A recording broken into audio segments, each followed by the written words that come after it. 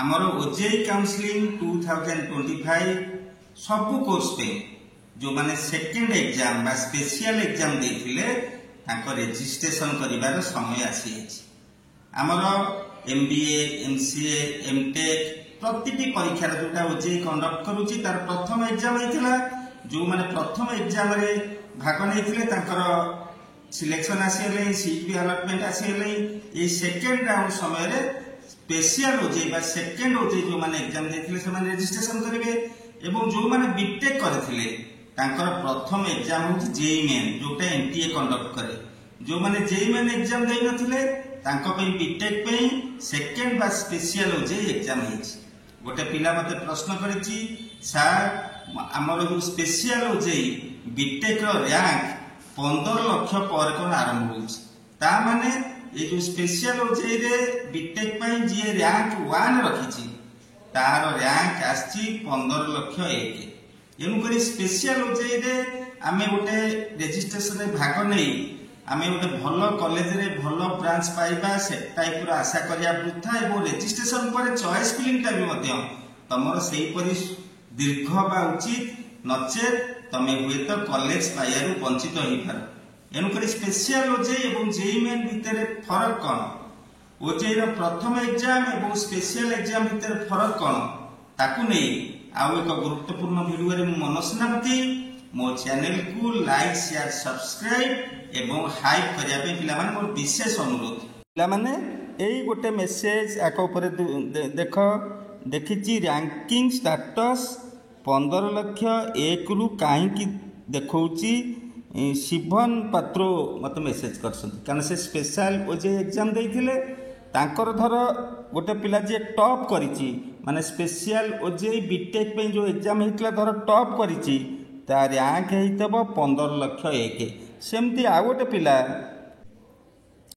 सेही पिला आउ मध्ये गोटे मेसेज करसंती स्पेशल ओजे रे रैंक 15 लाख 15 अछि ता माने से ऑल ओडिसा रे जो सेकेंड बीटेक एग्जाम हेतला स्पेशल एग्जाम हेतला तांको रैंक एक्चुअली 15 अछि किंतु से रैंक 15 लाख 15 बोली हिसाब रे आसीबो एनु करी गवर्नमेंट कॉलेज रे सीएससी मिलिबो कि नाही तांकर प्रश्न पिला माने तम रैंक रु जानि पारथुव निजे 15 लाख 15 रैंक रे गवर्नमेंट कॉलेज रे सीएससी मिलिबो कि नाही तार उत्तर शिवम बाबू निजे मध्य जानि पारिबे पिला माने आमे जेई मेन एग्जाम न देई जो माने बीटेक करिया को चाहुच जदि जेई मेन एग्जाम देई न तेबे केते बड़ मस्त बड़ भूल करिच तमे ऑल ओडिसा रे 15 रैंक रखिच माने यू हैव टैलेंट किंतु अलसुआ आमी बा अजानता बा कौनसी कारणवश तमे दे जेई मेन एग्जाम देई न बीटेक करिया को चाहुच तेबे कदापि भल कॉलेज रे भल ब्रांच पाइबो ए आशा रखिबा वृथा कारण 15 लाख पर रैंक रे दाटू सेकेंड राउंड पर जेई मेन पिलांकु सीट मिली साइबा पर जे आमे गोटे भल कॉलेज रे भल ब्रांच पाइबा एते खराब रैंक रे जेई ओजेई एग्जाम रे भल करिकि मध्य जेतु सेटा स्पेशल ओजेई तमे गोटे भल आशा करिबा पिला माने वृथा एनु करी जेतबळे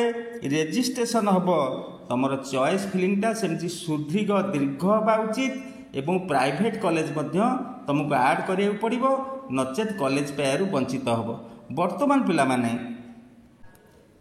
नुआ शेड्यूल अनुसार आमर ऑलरेडी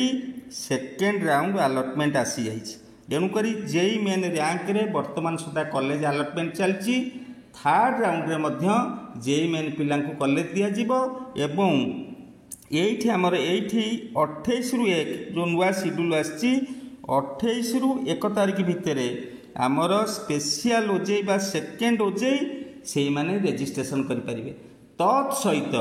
एमानक सहित मध्य पिले लेखा है जो जेई मेन रैंक होल्डर माने कौनसी कारणवशत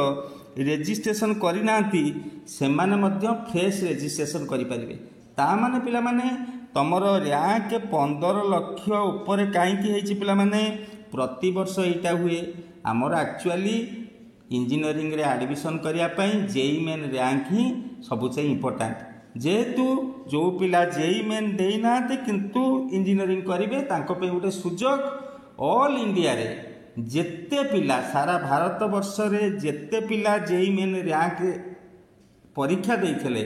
ଯିଏ ପରୀକ୍ଷା ଦେଇଥିବ ସେ ର୍ୟାଙ୍କଟିଏ ପାଇଥିବ। ଏଣୁକରି ସେଇ ପିଲା ସମୁଦାୟ ପିଲା 15 ଲକ୍ଷ ପିଲା ପରୀକ୍ଷା ଦେଇଥିଲେ। ଏଣୁକରି ତାପରେ ସ୍ପେଶିଆଲ OJEIର ର୍ୟାଙ୍କ କାଉଣ୍ଟ ହେବ। ତା ମାନେ ଆମର JEE ମେନ୍ରେ ଯେଉଁ ପିଲାଟି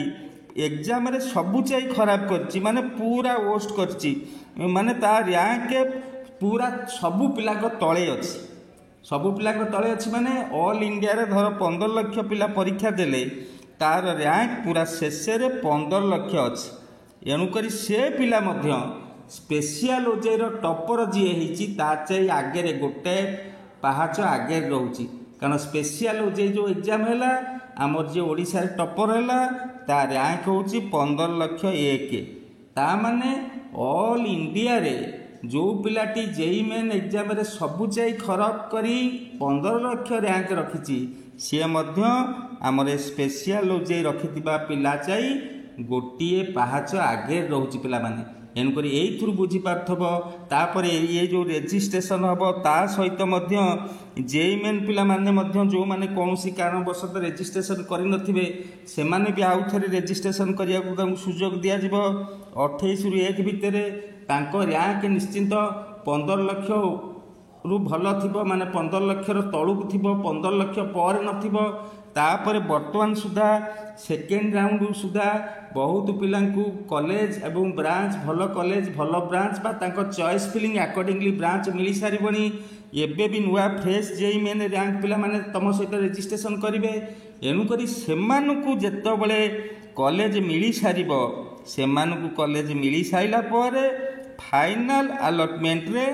JEE ମେନ୍ ପିଲାଙ୍କର ଯେଉଁମାନେ ଫ୍ଲୋଟ୍ କରିଛନ୍ତି ସେମାନଙ୍କୁ କଲେଜ ଆଲଟ କରାଯିବ। ଯେଉଁ କିଛି ସିଟ୍ ବାକି ପଡ଼ିଯିବ ବା ଯେଉଁ ସିଟ୍ ଗୁଡ଼ାକ ଯେଉଁ କଲେଜର JEE ମେନ୍ ପିଲାମାନଙ୍କର ପାଇଁ ବହକିଯିବ, ତାଙ୍କୁ ନଦେଲା ପରେ ସେଇଠି ସ୍ପେଶିଆଲ OJEI ପିଲାଙ୍କର ର୍ୟାଙ୍କ କନସିଡର କରାଯିବ ଏବଂ ସିଟ୍ ଆଲଟ କରାଯିବ। ତାଠୁ ତାଙ୍କ ର୍ୟାଙ୍କ 15 ଲକ୍ଷ ପରେ। ଏଣୁକରି ପିଲାମାନେ ତୁମ ସେଇ ଅନୁସାରେ ରେଜିଷ୍ଟ୍ରେସନ କଲାବେଳେ ରେଜିଷ୍ଟ୍ରେସନ କିପରି କରିବ ମୋ ଭିଡ଼ିଓ ଦେଖିବ, କରେକ୍ଟଲି କରିବ ଏବଂ ଚଏସ୍ ଫିଲିଂଟା ତୁମର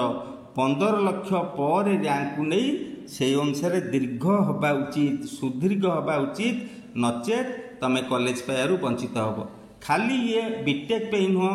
ଯେଉଁ ପିଲାମାନେ B.Pharm, MBA, MCA, MTech ବା ଯେତିକ ଏକ୍ଜାମ ହେଇଛି ବା ଆମର ଯେଉଁ BSc ନର୍ସିଂ ଯେଉଁମାନେ ସେକେଣ୍ଡ ଏକ୍ଜାମ ଦେଇଛ, ସେମାନେ ଗୋଟେ ତାଙ୍କ ର୍ୟାଙ୍କ ଯେତେ ପରୀକ୍ଷାରେ ଭଲ କଲେ ମଧ୍ୟ ତାଙ୍କ ର୍ୟାଙ୍କ ପୁରା ଏମାନଙ୍କ ର୍ୟାଙ୍କ ଯେଉଁଠି ସରିଥିବ, ଆଙ୍କ ଧାଡ଼ି ଯେଉଁଠି ସରିଥିବ ତମ ଧାଡ଼ି ସେଇଠୁ ଆରମ୍ଭ ହେବ। ଏମାନଙ୍କୁ କଲେଜ ମିଳିସାରିଲା ପରେ ତୁମମାନଙ୍କ କଥା କନସିଡର କରାଯିବ। ଏଣୁକରି ତୁମ ର୍ୟାଙ୍କ ତାଙ୍କର ଶେଷ ପିଲା ପରେ ତୁମର ର୍ୟାଙ୍କ କାଉଣ୍ଟ ହେବ। ଏଣୁକରି ପିଲାମାନେ ସ୍ପେଶିଆଲି OJEI ପିଲାମାନେ ତୁମେ ରେଜିଷ୍ଟ୍ରେସନ କରି ଚଏସ୍ ଫିଲିଂ ଦେଲାବେଳେ ତୁମ ର୍ୟାଙ୍କ ଏବଂ ତୁମର କେଉଁ ରାଉଣ୍ଡରେ ରେଜିଷ୍ଟ୍ରେସନ କରୁଛ ତାକୁ ଦୃଷ୍ଟି ଆଗରେ ରଖି ତୁମ ଚଏସ୍ ଫିଲିଂଟା ହେବା ଉଚିତ, ନଚେତ୍ ତୁମେ କଲେଜ ଏବଂ ବ୍ରାଞ୍ଚ ପାଇବାରୁ ବଞ୍ଚିତ ହେବ। ଭିଡ଼ିଓଟି ଦେଖିଥିବାରୁ ସମସ୍ତଙ୍କୁ ଧନ୍ୟବାଦ, ପ୍ରଣାମ।